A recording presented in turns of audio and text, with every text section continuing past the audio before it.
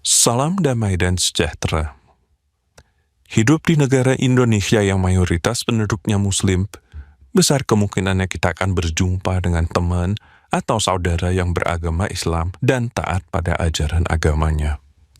Mereka selalu berusaha memenuhi kewajiban-kewajiban agamanya dan juga menjalani kehidupan di masyarakat dengan baik serta punya integritas. Mereka meyakini bahwa Islam adalah agama yang terakhir dan paling sempurna, sehingga dengan mengikuti apa yang diperintahkan dan menjauhi apa yang dilarang, mereka berharap akan memperoleh surga yang dijanjikan.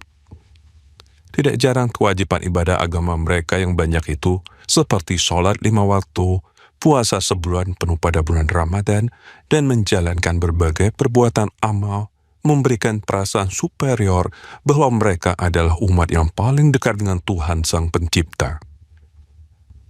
Sayangnya, rasa superioritas itu seringkali terungkap dalam bentuk hegemoni sosial dan politik dalam kehidupan bernegara yang menindas dan merugikan umat beragama lain. Tapi benarkah ibadah yang mereka jalankan sesuai perintah dalam Islam itu dapat membawa mereka ke surga? Sayangnya tidak demikian, dan video ini akan menunjukkan alasannya. Ada 2 ayat Quran yang sangat penting dan menentukan bagaimana relasi Muslim dengan Tuhan yang mereka sembah. Yang pertama, surah Az-Zariyat ayat 56.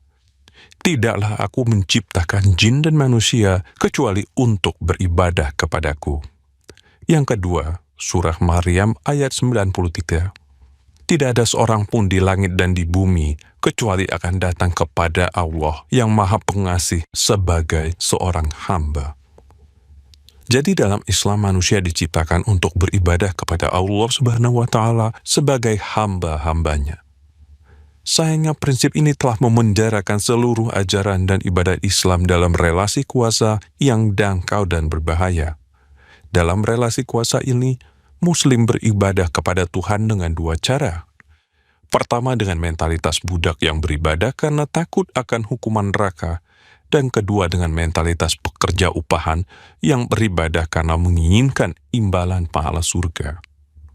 Itulah 2 motivasi dasar dalam seluruh ajaran dan ibadah Islam yang terjebak dalam relasi kuasa. Mengapa ajaran dan ibadah Islam dalam relasi kuasa ini dangkal dan berbahaya? Disebut dangkal karena Tuhan Sang Pencipta sesungguhnya menghendaki relasi antara manusia dengan dirinya yang lebih dalam dan melampaui relasi Tuhan dan hamba. Kita bisa memahami ini jika membandingkannya dengan kekristenan. Dalam iman Kristen, manusia menyebut Tuhan sebagai Bapa. Bahkan kepada para muridnya Tuhan Yesus berkata, "Aku tidak menyebut kamu lagi hamba, sebab hamba tidak tahu apa yang diperbuat oleh tuannya, tetapi aku menyebut kamu sahabat." Yohanes bab 15 ayat 15. Relasi antara bapa dan anak atau sebagai sahabat seperti yang dikehendaki Tuhan dalam iman Kristen tentu jauh lebih mendalam daripada relasi tuan hamba yang diajarkan dalam Islam. Selanjutnya, relasi kuasa juga disebut berbahaya karena relasi semacam itu bisa diciptakan oleh tuhan-tuhan palsu. Semua agama-agama pagan yang menyembah dewa-dewa palsu pasti membangun sistem ibadah dan ajaran agamanya dengan relasi kuasa, yaitu dengan ancaman hukuman atau imbalan pahala dalam berbagai variasinya. Jika Islam ternyata juga hanya dapat membangun ibadah dan sistem ajaran agamanya dalam relasi kuasa, maka Islam sebenarnya tidak jauh beda dengan agama-agama pagan yang menyembah tuhan-tuhan palsu. Oleh karena itu, tidak ada kepastian bahwa Islam menyembah Tuhan Sang Pencipta. Itu bahayanya. Tuhan-tuhan palsu yang disembah manusia dalam relasi kuasa ini bisa saja mengklaim dirinya sebagai Sang Pencipta, Maha Kuasa, Maha Adil, bahkan Maha Pengasih dan Penyayang. Tapi itu semua tidak lebih dari sekadar klaim verbal yang tidak pernah dapat dibuktikan sama sekali. Ada perbedaan dasar antara Tuhan sejati dan Tuhan-Tuhan palsu. Tuhan sejati mencintai ciptaannya, sedangkan Tuhan-Tuhan palsu tidak. Maka Tuhan yang benar akan membangun agama bagi ciptaannya, bukan dalam relasi kuasa, tapi dalam relasi kasih. Itulah pembeda penting antara Tuhan sejati yang menyelamatkan dengan Tuhan-Tuhan palsu yang menipu dan membinasakan. Relasi kasih ini dengan jelas dapat ditemukan dalam iman Kristen. Oleh karenanya, dalam iman Kristen kita tidak beribadah kepada Tuhan dan berbuat kebaikan kepada sesama hanya karena motif-motif yang dangkal, seperti takut neraka dan menginginkan surga. Dalam iman Kristen kita memiliki motif yang jauh lebih mendalam, yaitu karena kita mengasihi Tuhan yang telah lebih dahulu mengasihi kita. Itulah motif beragama dalam iman Kristen yang tidak dimiliki agama-agama lain, termasuk Islam. Tapi sampai di sini banyak orang Islam akan mencoba membantah bahwa mereka pun tidak sekedar beribadah karena takut neraka dan menginginkan pahala surga. Mereka juga beribadah karena mencintai Allah Subhanahu wa Ta'ala. Mereka akan mencontohkannya dengan kaum sufi Islam yang menjalankan hidup keagamaan mereka karena mencintai Allah Subhanahu wa Ta'ala.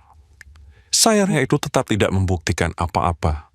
Rasa cinta kepada Allah Subhanahu wa Ta'ala yang konon dimiliki kaum sufi tidak lebih dari perasaan cinta sepihak dan subjektif seperti yang ada pada seorang fans pada selebriti pujaannya. Rasa cinta subjektif yang sama juga bisa ada pada pengikut agama-agama pagan kepada dewa-dewa palsu pujaan mereka. Bahkan mereka rela mati demi dewa-dewa palsu pujaan mereka sebagai bukti cinta mereka. Bukankah semangat cinta seperti itu yang dimiliki para jihadis kejam yang rela mati demi membela Allah Subhanahu wa Ta'ala? Relasi kasih yang sejati dengan Tuhan itu tidak dibangun dari perasaan cinta manusia kepada Tuhan yang disembahnya. Tapi sebaliknya harus dibangun dari kasih Tuhan kepada manusia ciptaannya. Dengan kata lain, fondasi dan awal dari kasih yang sejati adalah kasih Allah, bukan yang lain. Sementara itu kasih manusia kepada Tuhan hanyalah tanggapan yang seharusnya dari kasih Tuhan kepada manusia. Dalam kitab Perjanjian Lama Tuhan mengatakan, "Karena engkau berharga di mataku dan mulia, dan aku ini mengasihi engkau." Yesaya bab 43 ayat 4. Dan tidak sekedar mengasihi manusia dalam kata-kata saja, Tuhan yang sejati juga membuktikannya dalam sejarah. Karena begitu besar kasih Allah akan dunia ini, sehingga Ia telah mengaruniakan anaknya yang tunggal, supaya setiap orang yang percaya kepadanya tidak binasa, melainkan beroleh hidup yang kekal. Yohanes bab 3 ayat 16. Bandingkan ini dengan ajaran Islam, di mana Allah Subhanahu wa Ta'ala konon menyatakan dirinya sebagai Maha Pengasih dan Penyayang, tapi tidak ada satupun momen sejarah yang sungguh-sungguh menjadi pembuktian dari kasih-Nya itu. Allah Subhanahu wa Ta'ala hanyalah Tuhan palsu yang tidak sungguh-sungguh mengasihi manusia. Dengan demikian memang tidak mungkin membuktikan kasih-Nya yang tidak pernah ada itu pada manusia, selain hanya sekedar klaim verbal. Kasih Allah Subhanahu wa Ta'ala dalam Islam tidak lebih dari ucapan I love you dari seorang selebriti kepada para fans yang memuja mereka. Jadi dalam Islam, mustahil terbangun relasi kasih yang sejati. Relasi kasih yang mungkin ada dalam Islam hanyalah rasa cinta sepihak dari umatnya kepada Tuhan palsu yang tidak pernah mengasihi mereka. Itu adalah relasi kasih yang palsu dan menyesatkan. Sementara di dalam iman Kristen, relasi kasih itu terbangun kokoh dan sempurna karena diawali oleh kasih Allah Sang Pencipta sejak sebelum dunia ini dijadikan, yang dibuktikan secara nyata dalam sejarah manusia melalui inkarnasi Tuhan dan karya penebusan salib Kristus. Itulah relasi kasih yang sejati. Lalu apa dampak dari perbedaan antara agama yang dibangun dalam relasi kuasa dan relasi kasih? Sangat besar dan fatal. Yang pertama, di surga hanya manusia yang mengasihi Tuhan saja yang dapat hidup di dalamnya. Untuk itu mereka harus dipersiapkan di dunia dalam agama yang dibangun dengan relasi kasih, bukan dalam agama yang hanya mengenal relasi kuasa. Itu sebabnya hanya manusia yang menerima Yesus Kristus sebagai Tuhan dan Penyelamat saja yang dapat diselamatkan dan hidup bersamanya di dalam surga.